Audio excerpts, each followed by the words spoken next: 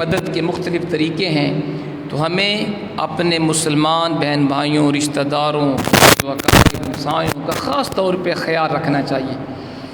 یہ اسلام میں بہت بڑی نیکی ہے، تو میں نے مناسب سمجھا کہ آج ہم اسی کے اوپر گفتگو کریں کہ خدمت خلق کی فضیلت کیا ہے اور مصیبت زدہ مسلمانوں کی مدد کرنے کی اہمیت کیا ہے۔ اللہ کریم کے حضور دعا ہے وہ ذات حق بات کہنے کی توفیق عطا فرمائے اور سننے اور سنانے کے بعد ہم سب کو عمل کرنے کی توفیق عطا فرمائے۔ خدمت خلق کا معنی کیا ہے؟ خدمت خلق کا معنی اللہ کی مخلوق کی خدمت کرنا، اللہ کی مخلوق کی خدمت کرنا، اللہ کے بندوں کے ساتھ اچھا سلوک کرنا، ان کے دکھ سکھ میں شامل ہونا، ان کو فائدہ پہنچانا۔ دیکھیے یہ اسلام میں بہت بڑی نیکی ہے کہ انسان اپنا وجود نفع بخش بنا لے، اس سے بڑی نیکی کوئی نہیں ہے۔ نماز کی اپنی اہمیت ہے، روزے کی اپنی، حج کی اپنی، لیکن ایک بندہ اگر 5 وقت کا نمازی بھی ہے، ہر سال حج بھی کرتا ہے، روزے بھی رکھتا ہے، تلاوت بھی کرتا ہے، اللہ اللہ کرتا ہے، لیکن مخلوق کے اوپر ظلم کرتا ہے، لوگوں کے حقوق ادا نہیں کرتا، لوگوں کے ساتھ فراڈ کرتا ہے، دھوکہ کرتا ہے، ملاوٹ کرتا ہے، تو اس کی کوئی نماز قبول نہیں ہے، اس کا کوئی حج بھی قبول نہیں۔ تو یہ بہت بڑی نیکی ہے کہ انسان کا وجود نفع بخش ہو جائے، انسان کے وجود سے لوگوں کو خیر ملے، فائدہ ہو مخلوق کا، کسی کو نقصان نہ ہو، اور انسان ہر کسی کے ساتھ حسن سلوک کرے۔ قرآن پاک نے خاص طور پہ ہمیں مسلمانوں کے ساتھ حسن سلوک کا حکم دیا۔ قرآن میں ارشاد ہوا انما المؤمنون اخوہ، بے شک تمام مسلمان بھائی بھائی ہیں، تمام مسلمان بھائی بھائی ہیں۔ اگرچہ ایک پاکستان میں ہے، دوسرا انڈیا میں ہے، ایک امریکہ میں، دوسرا یورپ کے کسی ملک میں، اگر کلمہ پڑھا ہے وہ تمام امت مسلمہ کے افراد ہیں، تمام مسلمان بھائی بھائی ہیں۔ فَأَصْلِحُوا بَيْنَ أَخَوَيْكُمْ، فرمایا اپنے بھائیوں کے درمیان صلح کروا دو، یہ قرآن کا حکم ہے۔ تمام مسلمان بھائی بھائی ہیں۔ آج اتنے حالات خراب ہو گئے، ہم اتنا اسلام سے دور ہو گئے، اب تو سگا بھائی سگے بھائی کو اپنا دشمن سمجھتا ہے، سگا بھائی سگے بھائی کو شریک کہتا ہے، جبکہ قرآن کہتا ہے کلمہ پڑھنے والے بھی آپس میں بھائی بھائی ہیں، سگے بھائی کی تو شان ہی زیادہ بلند و بالا ہے۔ تو فرمایا کہ مسلمان کا بھائی ہے اور صلح کرواؤ۔ اگر کسی وجہ سے دونوں بھائی آپس میں دست بگریباں ہو جائیں تو تماشا نہ دیکھو۔ آج ہم اتنے اسلام سے دور ہو گئے، اگر کسی جگہ پہ راستے میں جاتے ہوئے سڑک کے اوپر کسی چوک کے اندر اگر دو مسلمان گتھم گتھا ہو جائیں، لوگ سیلفیاں بناتے ہیں۔ کیوں جی؟ لوگ تماشا دیکھتے ہیں کیسے مار رہا ہے۔ ہسپتال لے کے نہیں جائیں گے، سیلفی بنا کے سوشل میڈیا کے اوپر اپلوڈ کر دیں گے۔ یہ کہاں کا اسلام ہے؟ ہم نے اسلام کو چھوڑ دیا ہوا۔ تو قرآن نے کہا اگر دونوں بھائی آپس میں کسی وجہ سے جھگڑ پڑے صلح کرواؤ، تماشا نہ دیکھو۔ واتقوا اللہ لعلکم ترحمون، اللہ سے ڈرتے رہو تاکہ تمہارے اوپر رحم کیا جائے۔ تو اسلام ہمیں محبت سکھاتا ہے، اسلام ہمیں بھائی چارے کا درس دیتا ہے، اسلام توڑنے کا حکم نہیں دیتا، جوڑنے کا حکم دیتا ہے۔ اور آج ہم جوڑتے کم ہیں، توڑتے زیادہ ہیں۔ اللہ کے پیارے حبیب علیہ الصلوۃ والسلام کے بے شمار فرامین ہیں اتفاق و اتحاد کے بارے میں، خدمت خلق کے بارے میں، دوسروں کی دستگیری کرنے کے بارے میں، دوسروں کی مدد کرنے کے بارے میں۔ چند حدیث طیبہ سماعت فرمائیں اور اپنے ایمانوں کو تازہ کیجیے۔ قال رسول اللہ علیہ الصلوۃ والسلام المسلم من سلم المسلمون من لسانہ ویدہ، او کما قال۔ یہ حدیث صحیح بخاری کے اندر ہے، دیگر سیاستہ کی کتب کے اندر بھی آئی ہے۔ اللہ کے حبیب فرماتے ہیں حقیقی مسلمان وہ ہے جس کی زبان اور ہاتھوں سے دوسرے مسلمان محفوظ رہیں۔ حقیقی مسلمان کون ہے؟ جس کی زبان اور ہاتھوں سے دوسرے مسلمان محفوظ رہیں، جو نہ اپنی زبان سے کسی کو تکلیف دے، نہ اپنے ہاتھوں سے کسی کو تکلیف دے۔ آج ہم دیکھ لیں اس حدیث کی روشنی میں ہر بندہ اپنے آپ کو چیک کر سکتا ہے کہ میں حقیقی مسلمان ہوں کہ نہیں۔ اگر میری زبان سے پوری امت مسلمہ محفوظ ہے، میں کسی کو گالی نہیں دیتا، کسی کی غیبت نہیں کرتا، کسی کے ساتھ جھوٹ نہیں بولتا، میں کسی کے اوپر جھوٹا الزام نہیں لگاتا، اپنی زبان سے کسی کو دل آزاری کسی کی نہیں کرتا، اپنے ہاتھوں سے کسی پہ ظلم نہیں کرتا، کسی کی چوری نہیں کرتا، کسی سے رشوت نہیں لیتا، کسی کے اوپر ظلم نہیں کرتا، تو اس کا مطلب ہے حدیث کے مطابق میں سچا مسلمان ہوں۔ لیکن اگر میری زبان سے مخلوق خدا کو دکھ پہنچتا ہے، ہم دوسروں کو گالیاں بھی دیتے ہیں، لعن طعن بھی کرتے ہیں، گالی گلوچ بھی دیتے ہیں، عزتوں کو پامال بھی کرتے ہیں، عیبوں کو برسر محفل اچھالتے بھی ہیں، دوسروں کو نیچا دکھانے کی کوشش کرتے ہیں، تو سن لیجئے آپ اور سب کچھ ہوں گے، حدیث کے مطابق حقیقی مسلمان نہیں ہیں۔ کیونکہ حضور نے فرمایا حقیقی مسلمان وہ ہے جس کی زبان اور ہاتھوں سے دوسرے مسلمان محفوظ رہیں۔ یقین جانیے یہ ہمارے آقا کا ایک فرمان علی شان اتنا پیارا ہے، اگر انسان اس ایک حدیث کو اپنے پلے باندھ لے اور کوشش کرے میری ذات سے کسی کو نقصان نہ ہو، میری زبان سے کسی کو تکلیف نہ ہو، میرے ہاتھوں سے کسی پہ ظلم زیادتی نہ ہو، میرے کسی عمل سے، میرے کسی قول سے، میرے کسی فعل سے کسی مسلمان بہن بھائی رشتہ دار ہمسائے کو تکلیف نہ ہو، اگر ہم اس ایک حدیث کے اوپر عمل کر لیں ہمارا پورا معاشرہ سنور سکتا ہے۔ کیوں جی؟ پورا معاشرہ سنور سکتا ہے۔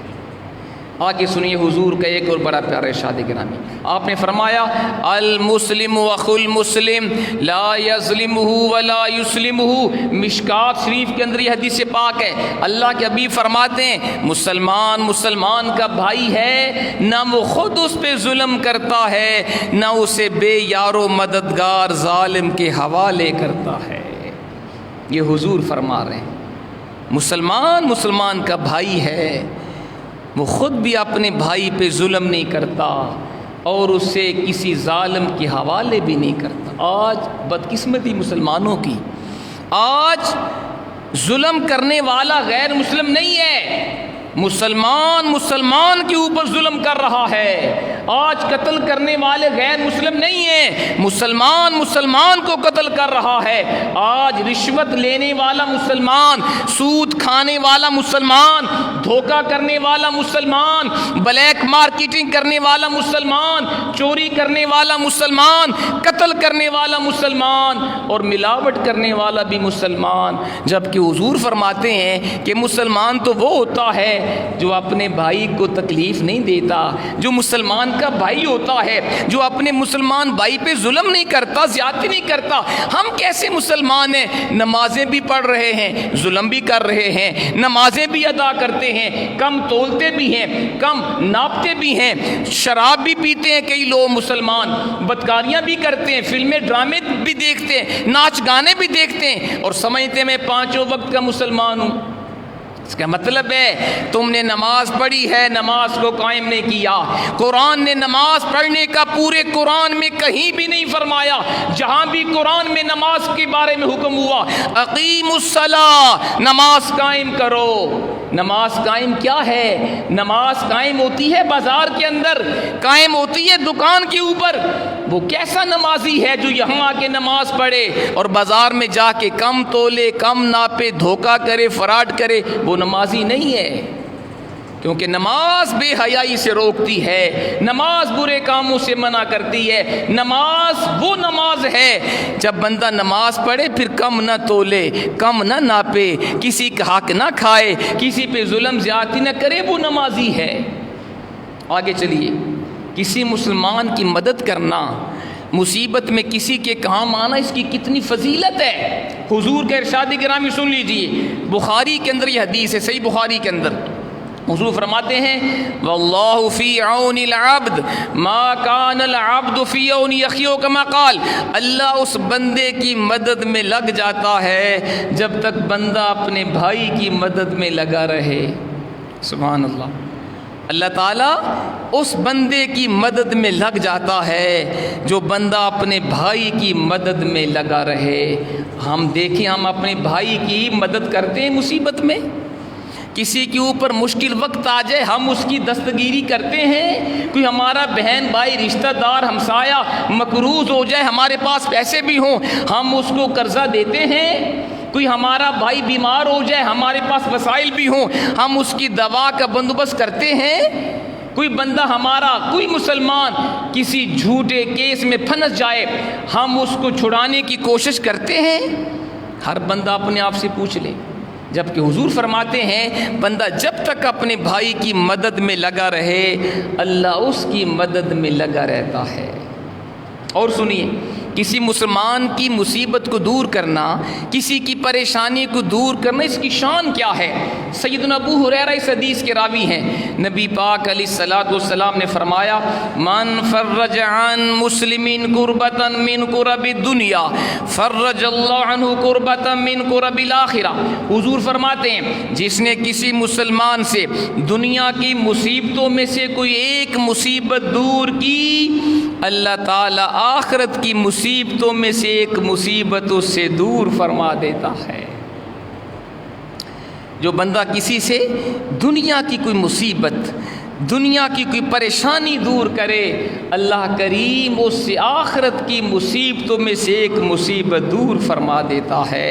اور آگے حضور فرماتے ہیں وَمَن سَتَرَ أَخَاهُ الْمُؤْمِنَ فِي الدُّنْيَا سَتَرَهُ اللَّهُ فِي الْآخِرَةِ، جو اپنے بھائی کی دنیا میں پردہ پوشی کرتا ہے، اس کے عیب کو دیکھ کے چھپا دیتا ہے، اللہ کریم آخرت میں اس کی پردہ پوشی فرمائے گا۔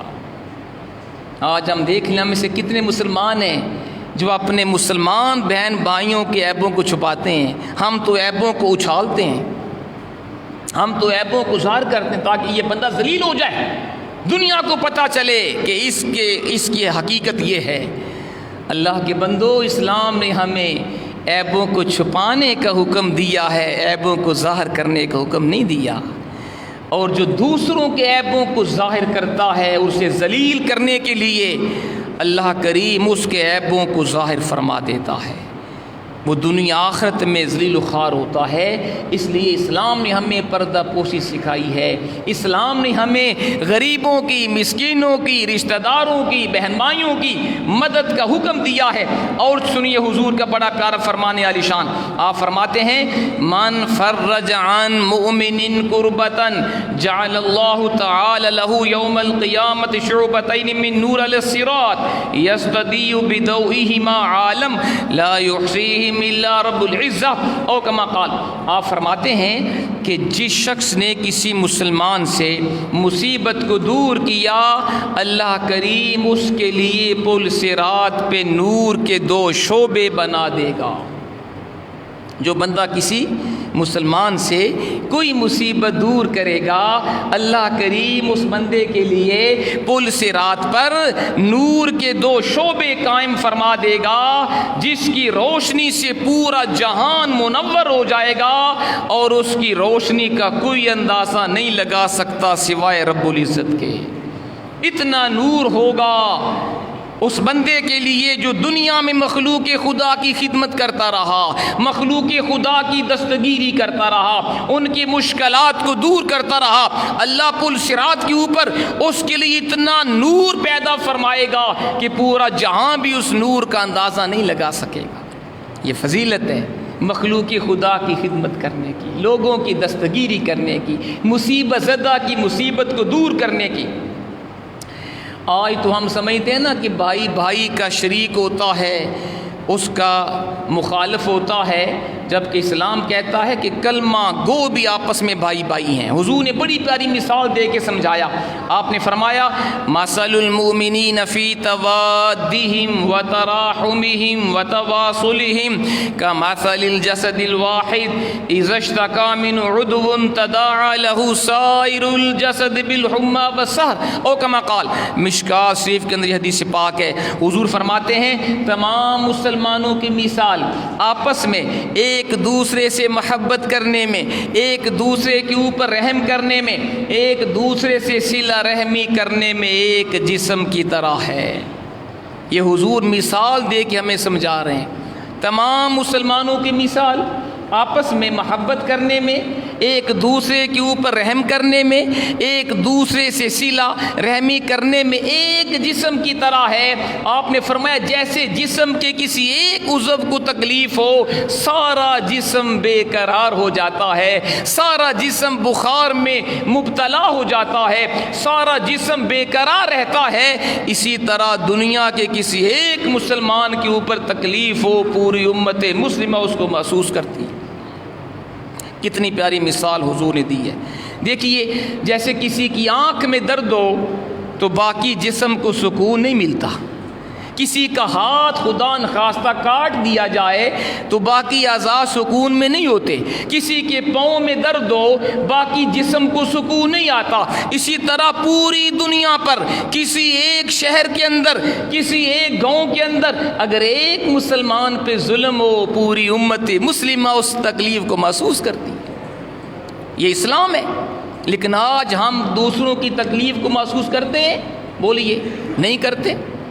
مقبوضہ کشمیر کو دیکھ لو، 5 اگست 2019 کا کرفیو ہے، 4 سال سے زیادہ عرصہ بیت گیا، کرفیو ختم نہیں ہوا۔ کتنی عزتیں پامال ہو گئیں، کتنی جوانیاں قربان ہو گئیں، کتنی خواتین شہید ہو گئیں، کوئی بولا ہے؟ فلسطین کو دیکھ لو، روزانہ اسرائیل بمباری کر رہا ہے، کوئی محمد بن قاسم جیسا غیرت مند حکمران نہیں ہے۔ 57 اسلامی ملک ہیں، سب اپنے مفادات کی جنگ کر رہے ہیں، کوئی فلسطینیوں کی مدد کرنے والا نہیں، کوئی مقبوضہ کشمیر کے حق میں بولنے والا نہیں۔ کوسوو، بوسنیا، افغانستان، عراق، پوری دنیا کے اوپر دیکھ لو، ہر جگہ پہ مسلمان ذلیل و خوار ہو رہا ہے، کوئی بولنے والا نہیں۔ ہم ذلیل کیوں ہیں؟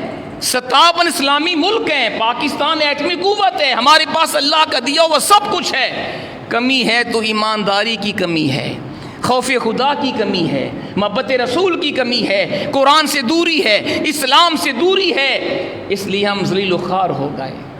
تو ذات محترم، اسلام ہمیں سکھاتا ہے کہ تمام مسلمان ایک جسم کی طرح ہیں۔ اور سنیے حضور کا فرمان، آپ نے فرمایا المؤمن للمؤمن کالبنیان یشد بعض بعضا، ایک مومن دوسرے مومن کے لیے دیوار کی طرح ہے جس کی ایک اینٹ دوسری کا سہارا بنتی ہے۔ جیسے کوئی دیوار آپ بناتے ہیں، ہر اینٹ دوسری اینٹ کا سہارا بنتی ہے، جب تک اینٹیں آپس میں ملے نا دیوار بنتی نہیں ہے۔ حضور فرماتے اسی طرح مسلمانوں کی مثال ہے، ہر مسلمان دوسرے کے لیے دیوار کی طرح ہوتا ہے، ایک دوسرے کا سہارا بنتا ہے۔ کیا آج ہم سہارا بن رہے ہیں؟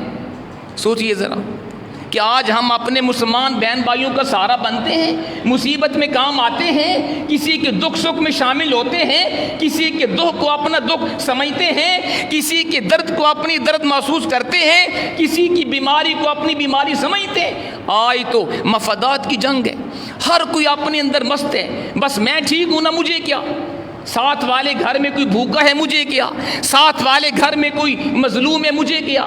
یہ اسلام نہیں ہے، ہم اسلام سے دور ہوئے، اس لیے اللہ نے ہمارے اوپر یہ عذاب بھیج دیا۔ غربت خدا کا عذاب ہے، بے روزگاری خدا کا عذاب ہے، یہ مہنگائی خدا کا عذاب ہے، قتل و غارت خدا کا عذاب ہے، بدامنی خدا کا عذاب ہے، اور نااہل حکمرانوں کا ہمارے اوپر مسلط ہونا بھی خدا کا عذاب ہے، کیونکہ ہم خود قرآن و سنت سے دور ہیں۔ اور سنیے حضور کا فرمان، اللہ کے راستے میں خیرات کیا کریں۔ اللہ نے جتنا دیا نا مال، تھوڑا ہو یا زیادہ، اس میں کوئی ایک حصہ ہر مہینے اللہ کے راستے میں دیا کرو، صدقہ و خیرات کیا کرو، اس کی بڑی فضیلت ہے۔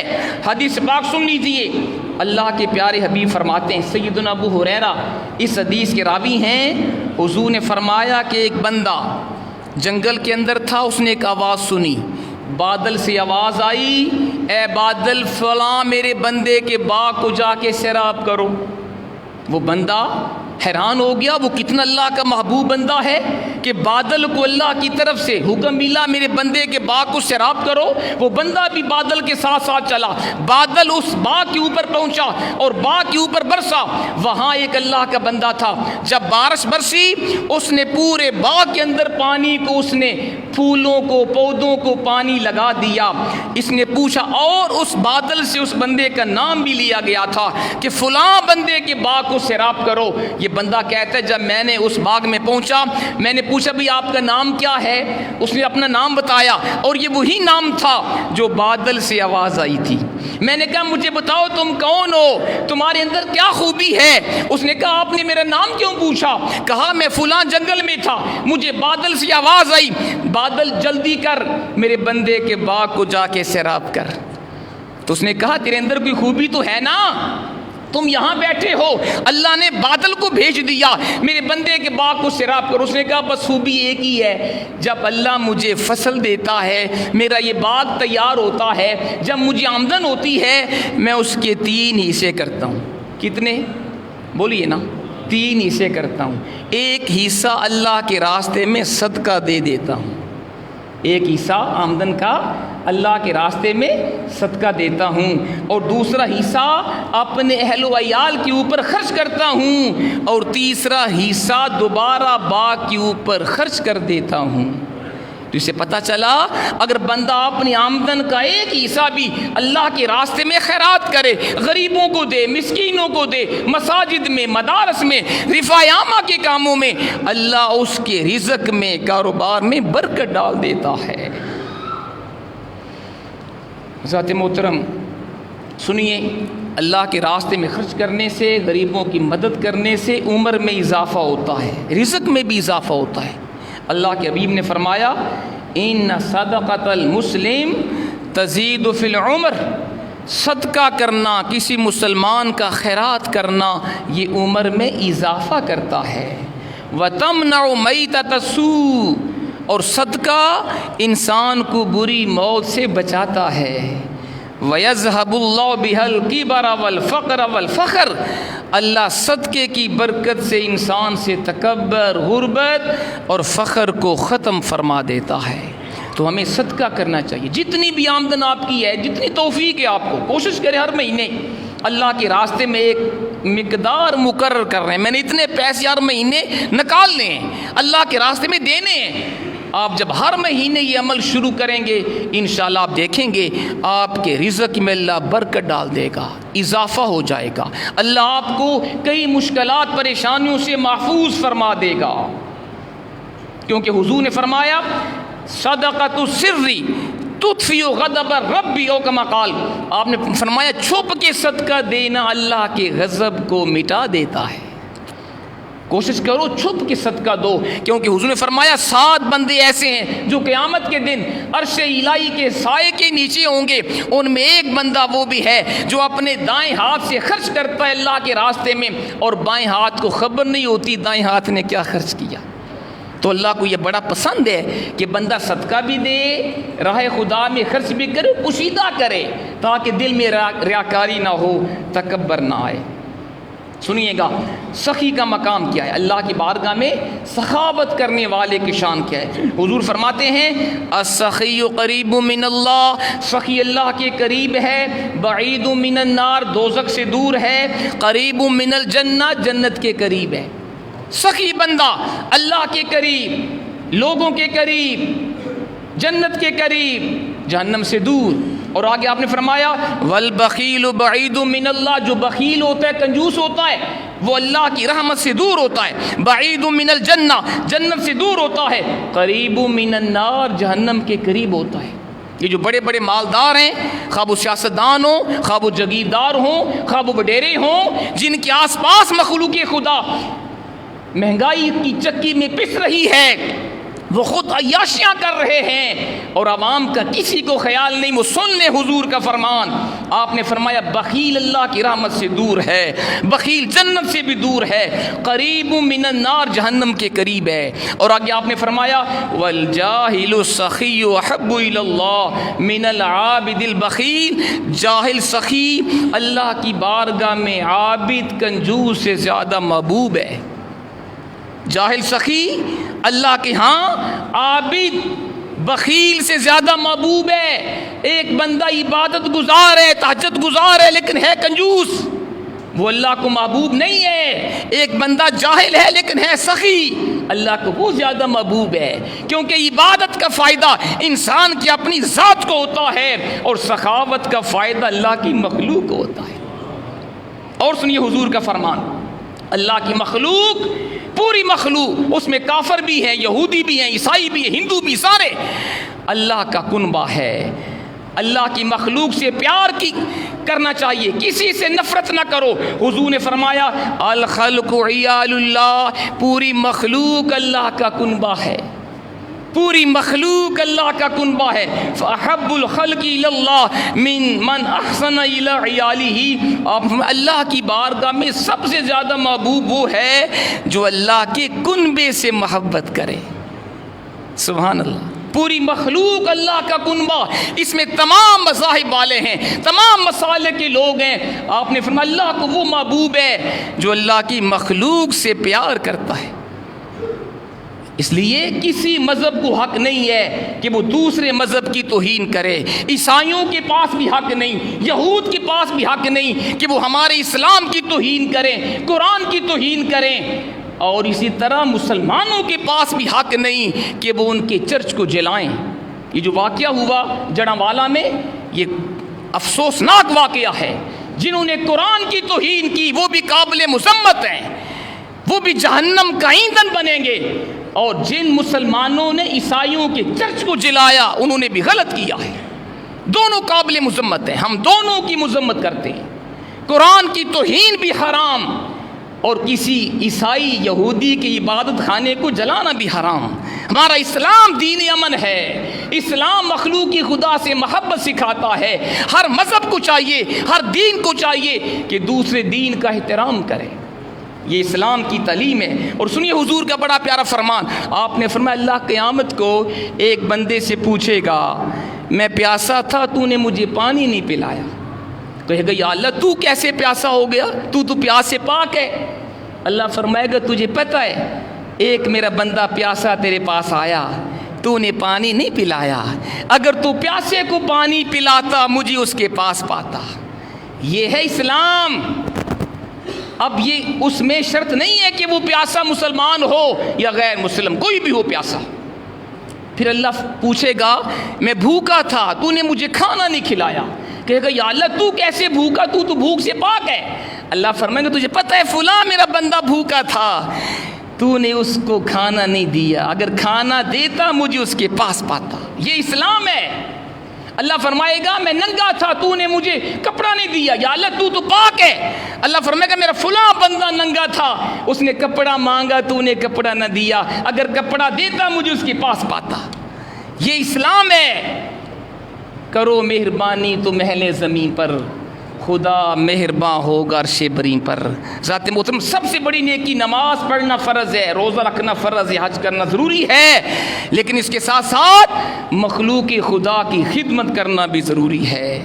لوگوں کو فائدہ دینا بھی ضروری ہے، لوگوں کے دکھ سکھ میں شامل ہونا بھی ضروری ہے. اور کسی نیکی کو چھوٹا سمجھ کے نہ چھوڑو، کیا خبر اللہ اسی کے اوپر آپ کی بخشش فرما دے. حدیث پاک میں آیا نا، حضور نے فرمایا ایک بندہ راستے میں جا رہا تھا، اس نے ایک کانٹے دار جھاڑی دیکھی، اسے سائیڈ پہ کر دیا، کسی گزرنے والے کو تکلیف نہ ہو. اللہ کو اتنی ادا پسند آئی، فغفر لہ، اللہ نے اس نیکی پہ اس کو بخش دیا.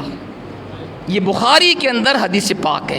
ایک کانٹے دار جھاڑی سائٹ پہ کرنے سے اللہ بخش دیتا ہے. جو کسی بھوکے کو کھانا کھلائے، پیاسے کو پانی پلائے، غریب کی مدد کر دے، یتیم بیوہ کا اس کے ساتھ تعاون کر دے، کسی غریب کی بیٹی کی شادی کا بندوبست کر دے، اللہ اس کے اوپر کتنا خوش ہوگا. پھر آپ نے فرمایا ایک بندہ اس کو پیاس لگی، کنویں میں گیا، پانی پیا، پھر اس نے باہر ایک کتا دیکھا پیاسا جو مٹی میں اپنی زبان مٹی سے چاٹ رہا تھا. اس نے سمجھا کتے کو بھی میری طرح پیاس لگی ہوگی. پھر وہ دوبارہ بندہ کنویں میں داخل ہوا، اپنے موزے سے پانی نکالا، اس کتے کے حلق میں ڈالا. حضور نے فرمایا اللہ کو اتنی ادا پسند آئی، اللہ نے پیاسے کتے کو پانی پلانے سے اس کو بخش دیا. یہ حدیث بھی صحیح بخاری کے اندر ہے. ایک فحشہ عورت کے بارے بھی اسی طرح حدیث میں ہے، اس نے بھی پیاسے کنویں کو پانی پلایا، ساری زندگی گناہ کرتی رہی، بدکاریاں کرتی رہی، ایک پیاسے کتے کو پانی پلایا، اللہ نے اس کے اوپر اسے معاف فرما دیا. یہ اللہ ہمارے رب اتنا کریم ہے، ہم کیوں اس سے دور ہیں؟ تو کسی نیکی کو چھوٹا سمجھ کے نہ چھوڑو، کیا خبر ہماری بخشش کا ذریعہ بن جائے. اور یہ بھی ذہن میں رہے کسی گناہ کو چھوٹا سمجھ کے نہ کرو، کیا خبر کہ ہم اس کے اوپر پکڑے جائیں. یہ بھی ہے. حضور نے فرمایا ایک عورت نے ایک بلی کو باندھا ہوا تھا، اسے بھوکا پیاسا رکھا، اسے پانی نہیں دیا، کھانا نہیں دیا، اللہ اتنا غصے میں آیا، اللہ نے کہا اس کو جہنم میں ڈال دو۔ تو اگر ایک کتے کی پیاس دور کرنے سے اللہ بخشش فرما دیتا ہے تو بلی کو پیاسا مارنے سے وہ جہنم میں ڈال بھی دیتا ہے۔ تو دونوں پہلو ہمیں اپنے سامنے رکھنے چاہیے۔ تو کوشش فرمائیں مخلوق خدا کے اوپر رحم کریں۔ آخری پوری تقریر کا خلاصہ یہی ہے کہ اپنے جسم کو نفع بخش بنائیں، ہمارا وجود نفع بخش ہو جائے، ہماری گفتگو سے مخلوق خدا کو فائدہ پہنچے، ہمارے افعال و اعمال سے مخلوق کو فائدہ پہنچے۔ ہم کوئی ایسی بات نہ کریں جس سے کسی کا دل دکھے، ہم کسی کے ساتھ جھوٹ نہ بولیں، غیبت نہ کریں، کسی کو گالی نہ دیں، کسی کا حق نہ کھائیں، کسی کی عزت کو پامال نہ کریں، کسی کے عیبوں کو نہ اچھالیں۔ اپنے وجود کو فائدہ مند بنائیے، اپنی زبان کو اچھا استعمال کیجئے، اپنے اعمال کو اچھا کیجئے، ہماری ذات فائدہ مند ہو جائے تاکہ ہمارے مرنے کے بعد مخلوق خدا کہے یہ بندہ اچھا تھا، اور جس کے بارے میں مخلوق خدا یہ گواہی دے یہ بندہ اچھا تھا، مخلوق کی خدمت کرتا تھا، لوگوں کے کام آتا تھا، اللہ اس کو معاف فرما دیتا ہے۔ حضور کا بڑا پیارا فرمان علی شان ہے۔ حضور تشریف فرما تھے، جنازہ گزرا، لوگوں نے اس کے عیبوں کو بیان کیا، بڑا برا بندہ تھا، یہ شرابی تھا، یہ بدکار تھا، سود کھاتا تھا، لوگوں کے اوپر ظلم کرتا تھا۔ حضور نے فرمایا واجبت، اس کے اوپر واجب ہو گئی۔ ایک اور جنازہ گزرا، لوگوں نے اس کی اچھائیاں بیان کی، بڑا اچھا بندہ تھا، نمازی بھی تھا، قرآن بھی پڑھتا تھا، مخلوق خدا کی خدمت بھی کرتا تھا، غریبوں کی امداد بھی کرتا تھا، کسی کو دکھ نہیں دیتا تھا، کسی کا حق نہیں کھاتا تھا۔ حضور نے پھر فرمایا واجبت، اس کے اوپر بھی واجب ہو گئی۔ کسی نے پوچھا حضور جنازے دو گزرے، دونوں کے اعمال مخالف تھے، پہلے کے بارے مخلوق نے گواہی دی یہ برا بندہ تھا، آپ نے فرمایا اس کے اوپر واجب ہو گئی، دوسرے جنازے کے بارے میں مخلوق خدا نے گواہی دی اچھا بندہ تھا، آپ نے پھر فرمایا واجبات واجب ہو گئی۔ حضور وضاحت فرمائیں، آپ نے فرمایا پہلا جنازہ جس کے عیبوں کو، جس کی برائیوں کو، جس کے گناہوں کو لوگوں نے بیان کیا اس کے اوپر جہنم واجب ہو گئی، اور دوسرا جنازہ جس کی اچھائی کی، جس کی نیکیوں کی لوگوں نے گواہی دی اس کے اوپر جنت واجب ہو گئی۔ تو ہمیں چاہیے ہم ایسے اعمال کر کے دنیا سے جائیں، ہمارے فوت ہونے کے بعد مخلوق خدا کہہ دے یہ مرنے والا اچھا تھا، اچھا انسان تھا، اگر یہ گواہی مل گئی انشاءاللہ ہم بخشے جائیں گے۔ ایسے اعمال نہ کیجئے، لوگوں کا حق نہ کھائیے، کسی پہ ظلم نہ کریں، کسی کے ساتھ زیادتی نہ کیجئے کہ ہمارے مرنے کے بعد لوگ اچھا ہوا یہ چلا گیا۔ اگر برے کی گواہی مل گئی تو سمجھ لو پھنس جاؤ گے۔ اللہ کریم ہمیں عمل کی توفیق عطا فرمائے۔ وما علینا الا البلاغ۔